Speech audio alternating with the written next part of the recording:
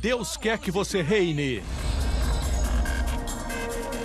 Cristo é a nossa redenção.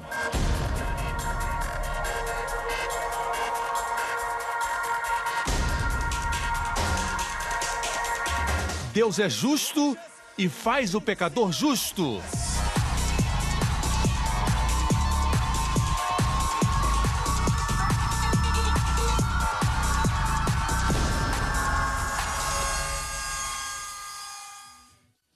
No último programa, eu creio que nós devemos afirmar nossos filhos com amor, mas existe um lugar para disciplina. Posso ter um amém? Hoje com o pastor Joseph Prince. Cada criança é única, é abençoada de uma forma particular.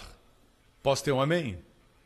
Agora, eu não disse que se ele é rebelde, é a inclinação dele. Não. Rebeldia é uma coisa diferente. Rebeldia é quando você manda ele fazer algo, ele não faz. E quando você manda ele não fazer, ele faz. Isso é rebeldia. É desafiar sua autoridade. E quando isso acontece, você tem que disciplinar. Você primeiro adverte e depois disciplina. Agora, você nunca disciplina uma criança quando ela está cansada. E é por isso que a orientação do Espírito Santo é importante. Eu tenho estado preocupado sobre pessoas que dizem: o Espírito Santo me levou a disciplinar meu filho. Quantos anos ele tem? 5. 5 anos já tem. Por isso seu filho age como um monstro? Isso não foi o Espírito Santo. Isso foi emocionalismo sentimental. Ok? Mas é verdade para aqueles que têm um coração sincero. Existe um lugar onde o Espírito Santo te leva a corrigir. Uma vez, Jéssica, ela estava se comportando temperamentalmente em público e eu ia bater nela antes de ela dormir. E quando ela chegou na cama, ela dormiu. Quer dizer, ela agiu assim porque estava cansada. Você não bate numa criança quando ela está cansada ou quando ela está enferma. É compreensível que ela esteja enjoada, ok? Ou temperamental. Mas se uma criança está desafiando sua autoridade, não pode deixar passar. Você tem que se posicionar. Se não fizer isso, é isso que vai acontecer. Quando ela crescer, vai ser muito tarde. Quando se tornem adolescentes, você não consegue mais submetê-las. É quando elas estão pequenas. É por isso que Deus as fez pequenas e vocês grandes.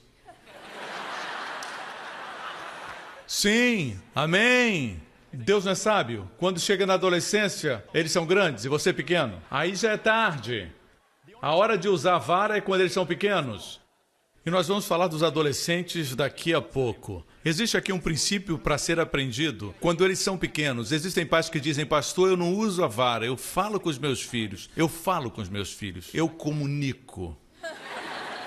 É a mesma mentalidade quando você diz: o meu filho é especial comparado aos outros. Ok? Toda criança é especial, mas não assim. Eles creem que podem comunicar-se com eles. Você vê as crianças rebeldes, porque uma criança nunca vai entender, a não ser que entenda que comportamento errado produz dor. Comportamento certo produz prazer. A única forma de entender é assim. Você entende? Um princípio para entender: quando eles são pequenos, antes da adolescência, muita disciplina, pouca comunicação. Lembre-se, quando eles são adolescentes, é muito tarde para usar vara, pouca disciplina e muita comunicação. Se você faz isso, essa parte vai ser certa. Você vai se comunicar com eles. Amém? Eu não quero que os pais que têm adolescentes que são rebeldes se sintam condenados. Essa mensagem não é para isso. Mas não posso deixar de falar para aqueles que têm filhos pequenos por causa daqueles que têm filhos já crescidos. Ok?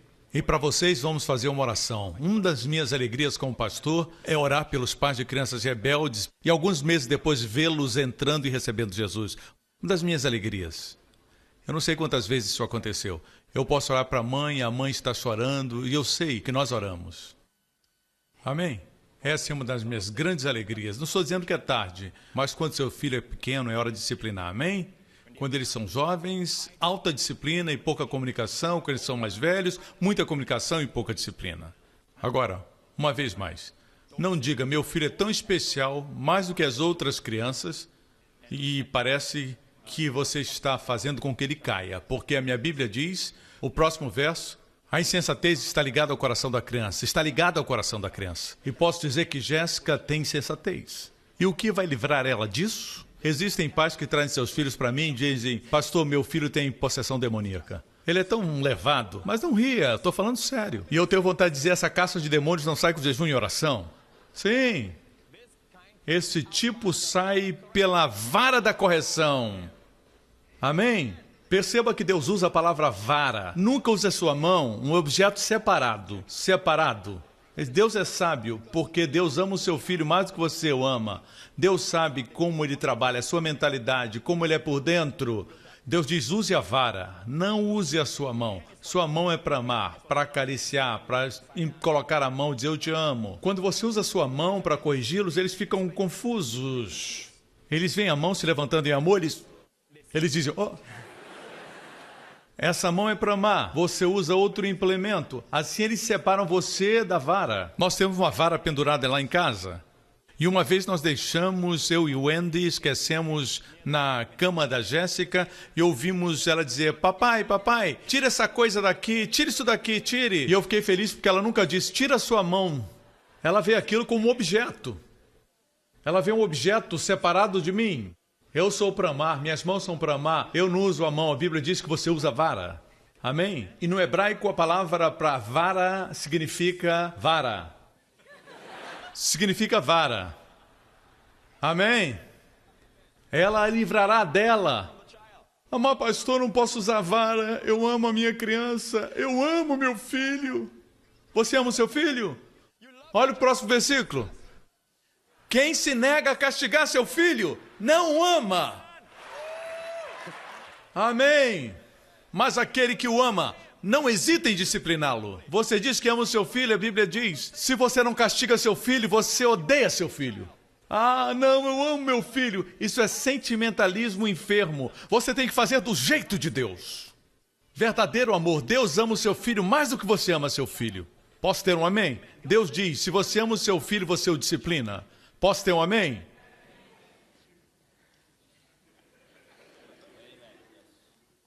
É incrível ver que as crianças, elas crescem. Elas crescem. Desajustadas quando não disciplinadas e completas e plenas quando elas são disciplinadas. É como se elas se sentissem mais amadas. Eu conheço crianças na nossa família da igreja, observando a elas, eu vejo crianças muito bagunceiras e peraltas, mas quando elas são disciplinadas se tornam doces. Elas choram, claro, é normal, mas depois de um tempo elas são diferentes, como inferno e céu. Diferentes. Surpreendente, as crianças precisam entender seus limites, e até nós. Somos gratos que Deus nos dá limites e nos sentimos amados. Se você um dia descobrir que você está fazendo tudo, qualquer coisa, vendo qualquer coisa, você está se destruindo e Deus não faz nada. Você não se sentiria amado. Mas quando você quer fazer algo errado, a porta se fecha. Você diz: eu não posso chegar lá. Você vê que Deus cuida de você e você se sente amado. É por isso que crianças, quando são disciplinadas, se sentem amadas. Amém? Amém? Como nós. Se existem limites, nos sentimos amados. Se não, não nos sentimos amados. E por isso eles crescem rebeldes. Posso ter um amém? Ah, eu não posso bater no meu filho, não posso bater meu filho, pastor. Eu não posso fazer isso. Ele vai morrer. Próximo versículo. Não evite disciplinar a criança. Se você castigar com vara, ele não morrerá. Ele não morrerá. Ele não morrerá. Deus promete a você que ele não vai morrer. Olhe para mim, eu já apanhei. Eu estou vivo. Deus promete que ele não vai morrer. Castigue-a com a vara e assim a livrará da sepultura. O maior favor que você pode fazer para o seu filho. Amém?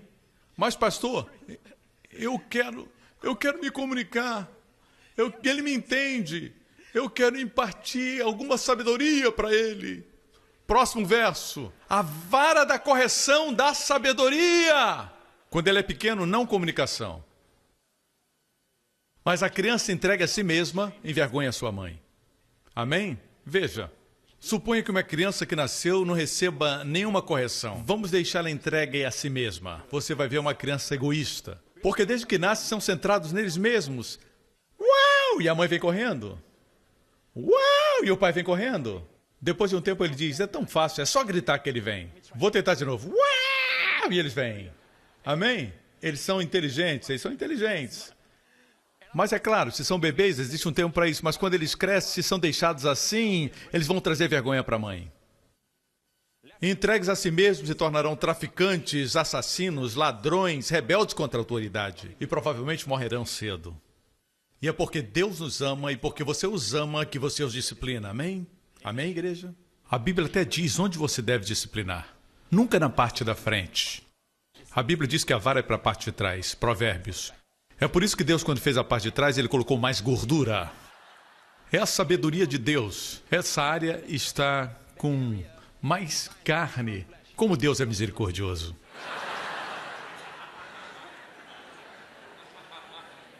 Amém? E existe outro princípio no livro de Provérbios, diz que a vara da ira vai falhar. Ok? A vara da ira vai falhar. Está no mesmo capítulo que diz que você deve treinar a criança. A vara da ira vai falhar. Quer dizer, você nunca pode corrigir quando você está irado. Mas, pastor, eu tenho que demonstrar que eu estou com raiva. Você tem que demonstrar que está com raiva sem estar. É mais efetivo. Eu sei que as crianças ficam amedrontadas quando você mostra ira. Você pode mostrar ira quando você diz para ela não brincar na rua. Você pode dizer, não brinque na rua. Você não pode dizer, não brinque na rua. Mas não se ire, porque quando você se ira, você perde o controle. Quando você bate alguém sem controle, a criança sente. E quando você bate com controle, ela também sente. É por isso que a Bíblia diz que a vara da ira vai fracassar. Você perde o propósito. Amém? Amém, igreja? Mais um versículo. Mais um versículo? Ok. Diz, corrija teu filho e ele te dará descanso. Sim, deleitará o teu coração. Quantos querem descanso? Eu não posso bater nele, pastor Prince. Daqui a 10 anos você vai chorar muito mais. É melhor chorar agora. E ele vai te dar descanso no futuro. Os anos futuros serão anos de paz. Alguns não querem chorar agora quando os seus filhos são disciplinados. Eu sei, você gostaria de ter paz. Vamos todos ter paz. Você tem paz agora e vai sofrer no futuro. E eu tenho visto isso. Tenho visto pais no supermercado, por exemplo. Pobre senhora empurrando o carrinho, um bebê no colo, dois fazendo uma bagunça e ela dizendo... Qualquer semelhança com Bruce Lee é coincidência. Para! Pobre mulher. Eu penso até em ir lá dar uma surra naquelas crianças. Pegar um legume ou uma coisa assim e acertar aquelas crianças. Pobre menino, você pensa que aquilo é descanso? Não. Gritar. Normalmente quando pessoas gritam porque perderam o controle. Não pense que você tem que ficar disciplinando as crianças o tempo todo, não. É a forma certa e na hora certa. Quanto antes, melhor. Uma vez que eles conhecem a senhora Vara, é assim que a Jéssica conhece, senhora Vara. Deixe-me dizer isso pela graça de Deus. Veja bem, não precisa usar, só mencionar. Quando ela faz alguma coisa, como outro dia ela empurrou a mãe dela, eu disse, Jéssica, se você fizer de novo, eu vou chamar a senhora Vara. Quando eu ia pegar a senhora Vara, ela logo disse, mamãe, me desculpa, mamãe. Só a ideia disso, ela já sentiu a glória da senhora Vara. Já sentiu. E é maravilhoso, dá descanso. Eu já vi homens de Deus, famílias nessa igreja, que têm filhos que são disciplinados e é um prazer estar com eles. É um prazer sair com eles.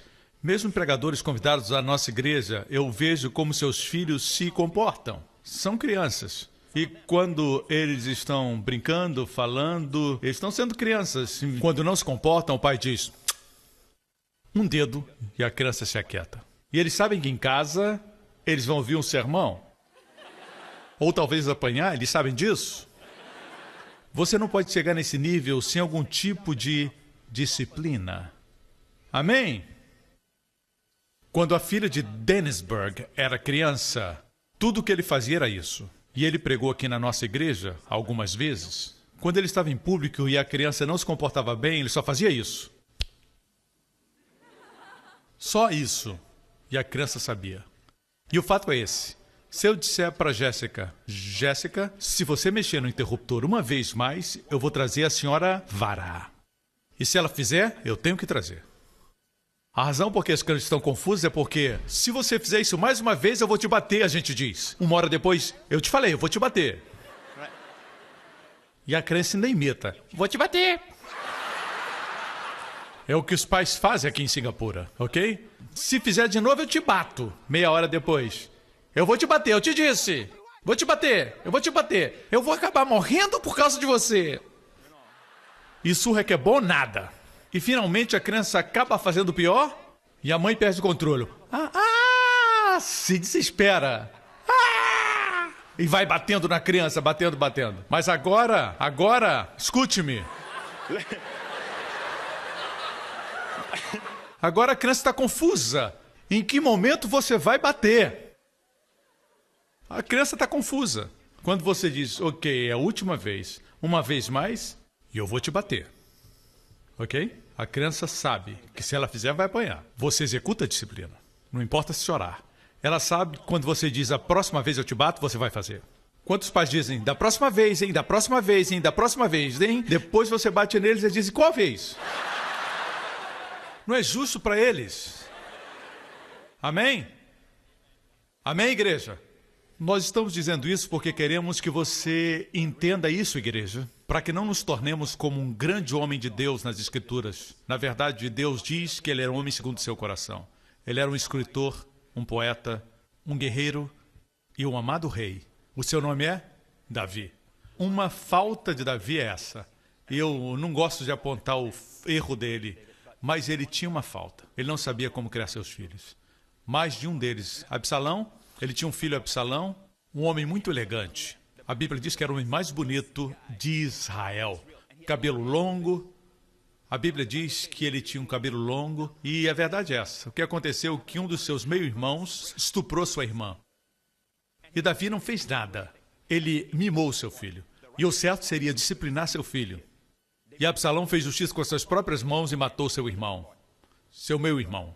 Ok? Agora Davi está virado com Absalão, o filho que ele amava. Absalão fugiu do reino por alguns anos. Finalmente ele foi trazido de volta. Quando ele voltou, seu pai se recusou a falar com ele apesar de amá-lo. Mais uma vez, reações erradas. Finalmente a amargura tomou conta do coração de Absalão. Absalão se rebelou contra o seu pai. Ele conseguiu o apoio do povo porque tinha muito carisma e Davi foi expulso do seu reino. E Davi teve que sair. Davi chorou. E no Monte das Oliveiras ele orou uma oração linda. Senhor, como se tem multiplicado os meus adversários. Mas tu, Senhor, és meu escudo e aquele que exulta a minha cabeça. E durante a noite Deus deu a vitória a Davi. E para resumir, aqui nós vemos Absalão fugindo do exército de Davi, montado num jumento, e ele entra numa floresta com muitos galhos e árvores, e o seu orgulho eram seus cabelos que ficaram presos nos galhos. O jumento correu e ele ficou pendurado. Amém? Sangue por todo lugar, ele ficou pendurado nos galhos, pela cabeça, e Joabe, o capitão de Davi, veio, pegou uma flecha e o matou. Matou Absalão. E eles trouxeram a notícia: o reino está salvo, Davi. O seu filho está morto. O que se rebelou? Foi uma vitória para Davi? Eu quero que cada pai que quer mimar seu filho escute o que Davi disse. Aqui. O rei ficou muito comovido e, subindo à sala que estava em cima da porta, começou a chorar dizendo: meu filho Absalão, meu filho Absalão. Quem me dera que eu morresse por ti. Absalão, meu filho, meu filho, meu filho. Davi chorou. Davi lamentou. Tudo porque ele não disciplinou o seu menino. Um jovem perdeu a vida. Você acha que ele aprendeu a lição? Davi, na sua velhice, teve outro filho. Adonias. A Bíblia diz que também ele era muito bonito. Tinha muito carisma. E queria tomar o trono. Você sabe quem o matou? Salomão. Certo? Se Salomão não o matasse, se tornaria rei e as pessoas estariam sob um sistema opressor naqueles dias. É brutal, mas é isso que aconteceu. Amém? Uma vez mais a Bíblia fala de Adonias, que Davi não o corrigiu. Nenhuma vez. Nunca desapontou o menino. E mesmo assim o menino se levantou contra ele. Ele pensou: se eu não desapontar, se eu não bater nele, ele vai me seguir. Não. Ele se rebelou contra ele com amargura, porque ele não sentiu o amor vir da parte dele. Quando você disciplina, ele te respeita. E o respeito é um dos fundamentos do amor. Posso ter um amém? E concluindo, deixe dizer isso para você. Vou abençoar você com a bênção do Salmo 128. Fala a respeito da bênção de Deus sobre uma pessoa. Sua esposa vai ser como uma videira frutífera. Uma videira frutífera produz uvas. Uvas naqueles dias davam vinho que intoxicava você. Em outras palavras, a Bíblia diz que a bênção da esposa é tal que vai intoxicar você. Você não precisa buscar outra mulher. Sua esposa vai intoxicar você. Em segundo lugar, os seus filhos serão como oliveiras junto à sua mesa. Isso não é lindo? No Salmo 128, seus filhos serão como oliveiras. O que é uma oliveira? São famosas por quê? São famosas porque produzem óleo para os israelitas naqueles dias. Óleo para ungir fala do Espírito Santo. E o óleo é produzido quando as azeitonas são amassadas. E é isso que o Senhor me disse. Quando ele abençoa os seus filhos como oliveiras, significa, comparado às crianças do mundo, quando elas são pressionadas, elas produzem circunstâncias ruins. Todo tipo de vulgaridades, todo tipo de amargura. Mas quando seus filhos, quando Deus os abençoa, eles são como oliveiras. Quando vem a pressão, vem óleo delas. A unção flui e elas são abençoadas, porque a unção vai protegê-las. Você está me escutando? De todas as pessoas. E hoje, a propósito, é Yom Kippur. Os judeus estão observando Yom Kippur, o dia da expiação. Parece uma coincidência, não é? Nessa noite, não amanhã. Na semana passada foi Rosh Hashanah, o novo ano. Hoje é Yom Kippur, o dia da expiação de todos os povos do mundo, ok? Agora entenda isso. Nós não somos racistas, mas isso é um fato aqui.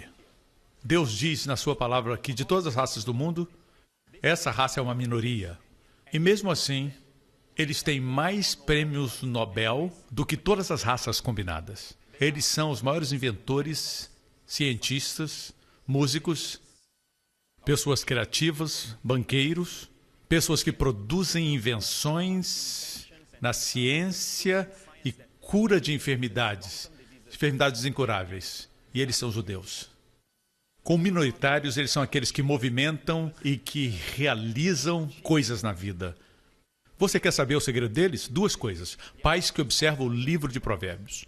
Apesar de não acreditar em Jesus, eles respeitam Salomão. E eles usam a vara da correção com seus filhos, mesmo se não são religiosos. Amém? Agora, o maior segredo, você quer saber qual é? Dos israelitas, mesmo entre os não religiosos, é esse, mesmo entre os não ortodoxos. Todo sábado, todas as famílias se reúnem no Shabat, o sábado. E eles se sentam, a TV é desligada e eles têm que comer juntos. Essa é uma arte que se perdeu com o tempo. Eles se sentam, não assistem TV. Eles desligam a novela. Eles se sentam no sábado à noite. E, amém? Eles não são estúpidos. Eles valorizam esse momento. A mamãe vem e acende todas as velas do candelabro. Porque todo sábado à noite, o judeu acende o candelabro. E todas as crianças veem isso e comem uma comida. Na hora da refeição, os filhos vêm ao pai, um por um, e o pai estende suas mãos sobre o seu filho, na cabeça. A mão é usada para abençoar. E o pai diz... Toda semana eles fazem. Não quero dizer que você tem que fazer nesse mesmo dia. Não estamos mais observando os dias. Mas o princípio é o mesmo. Podemos fazer isso todo dia. Amém? Assim, existe o contato das mãos com a criança toda semana. Na cabeça da criança, o pai diz... Seja como Efraim e Manassés, os dois filhos de José, que foram abençoados e prosperaram duplamente. Que você seja como eles. E depois que os filhos são abençoados, as filhas vêm. E o pai estende a mão e diz que vocês sejam como Raquel, Rebeca e Sara, as mães de Israel. Que Deus abençoe vocês e faça frutíferas para a prosperidade dos maridos. Eles abençoam os filhos e as filhas. Você não precisa dizer as mesmas palavras, pode dizer outras palavras, mas tem que abençoá-los com a sabedoria de Deus, o sucesso em tudo que eles fazem. Que você receba o favor de Deus. Amém? Mas, pastor, esses são somente palavras. Palavras? A Bíblia está cheia de exemplos de pais impondo as mãos, e a história de Isaac, por exemplo, ele impôs as mãos sobre Jacó, e com o contato das mãos, palavras foram dirigidas que produziram eventos e acontecimentos no futuro da criança. Palavras são poderosas. Palavras que Deus unge mudam a vida de uma criança. Amém? Jacó, antes de morrer, ele mesmo chamou seus 12 filhos, eles se tornaram as 12 tribos, 12 meninos vieram a ele os abençoou. A cada um deles, ele falou palavras que determinaram o futuro deles. É por isso que os pais judeus impõem as mãos sobre os filhos todo sábado. Por isso, eles lutam na vida e vencem. Eles tiveram as mãos sobre eles, e eles sabem que são especiais e foram abençoados pelo seu papai.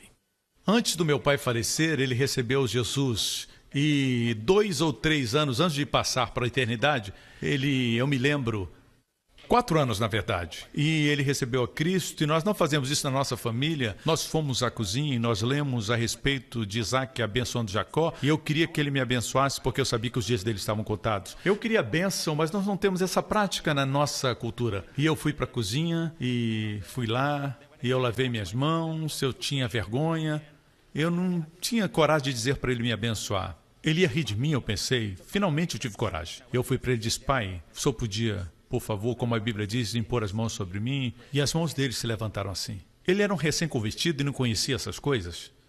Mas suas mãos se levantaram e ele tocou minha cabeça e disse: eu te abençoo, meu filho. Eu me sinto tão feliz por ter essa memória. E eu olho para trás e lembro: meu pai me abençoa. Você precisa fazer isso? Não, você não precisa. Eu quero todas as bênçãos de Deus. Eu quero toda a bênção de Deus. E meu pai, quando colocou a mão sobre mim, ele estava velho, ele tinha aquela barba, e era branquinha, e ele parecia com Moisés e um patriarca do Antigo Testamento. Amém, igreja? Podemos fazer isso com os nossos filhos e falar palavras de vida, palavras de fé, palavras que constroem uma imagem positiva para o futuro deles. Ao invés de condená-los, abençoá-los. Amém? É isso que eu faço todos os domingos com aqueles que querem ficar até o fim do culto e receber a bênção de um pai. Amém? Eu creio que Deus pega essas palavras e põe asas nelas e você voa na sua vida, muda as circunstâncias, porque não são somente palavras humanas, são palavras ungidas de Deus. Amém? Levante as suas mãos ao Senhor. Que você seja como Efraim e Manassés. Que você seja como as tribos de Israel. Que você seja abençoado pelo Senhor que fez os céus e a terra. Que os seus casamentos sejam como um farol para os outros casados que estejam firmados na rocha. Que vocês sejam sempre repletos do favor de Deus. Que os filhos de vocês sejam como oliveiras na sua mesa, transbordando da unção e do poder do Espírito Santo. Que as esposas de vocês sejam como videiras frutíferas. Que você seja intoxicado sempre com o amor dela. Que ela somente satisfaça em todas as áreas da sua vida. Que o Senhor Jesus faça céus na terra para você. Que Ele abençoe você com as bênçãos de Abraão. Que os seus dias sejam dias de céus na terra. E que você tenha vida longa e boa na terra. Porque o Senhor te ama. E o Senhor tem o seu favor sobre você, no nome de Jesus.